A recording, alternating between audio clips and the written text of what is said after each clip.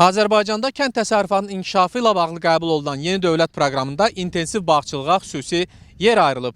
Ölkəmizdə intensiv bağçılığın inkişaf etdiyi əsas rayonlardan biri də Xaçmazdır. Bu rayonda hazırda 5500 hektar intensiv meyvə bağı mövcuddur. Hər il salınan meyvə bağlarının, intensiv meyvə bağlarının sahəsi isə 500 hektardan çoxdur. Ölkəmizdə intensiv bağçılığın inkişafı üçün geniş imkanlar və dövlət dəstəyi mövcud olduğundan son illər Xaçmazda da bu sahəyə marağı artıb. Rayonda köhnə tipli bioloji yaş həddini keçmiş ənənəvi bağların əksəriyyəti ləğv edilərək yerində müasir tipli meyvə bağları əkilir. Xaçmazda hər il orta hesabla 500-600 hektar sahədə intensiv və superintensiv bağ salınır.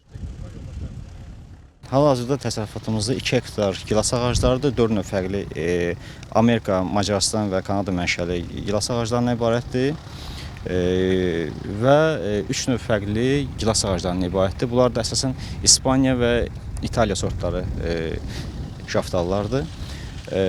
Hal-hazırda ərazimizdə gördüyünüz kimi bir çox aqrotexniki tədbirlər və suvarma onda xüsusi qeyd edim ki, ərazimiz müasir suvarma sistemi ilə təmin olunub.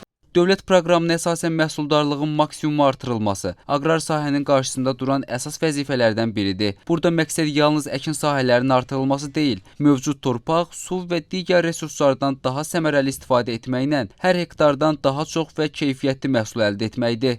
Xaçmaz rayonu son illərdə meyvəçilik sahəsində böyük inkişaf vüsəti addımları atır. Belə ki, hal-hazırda rayonumuzda 27 min hektara yaxın meyvə bağı vardır. Bundan da 5500 hektara yaxını intensiv meyvə bağlarıdır. İntensiv meyvə bağlarının əkilməsi il-ildən artıma doğru gedir. 2020-ci illə 2026-cı ili müqayisə eləyəndə demək olar ki, 10 dəfə artıma doğru getmişdi.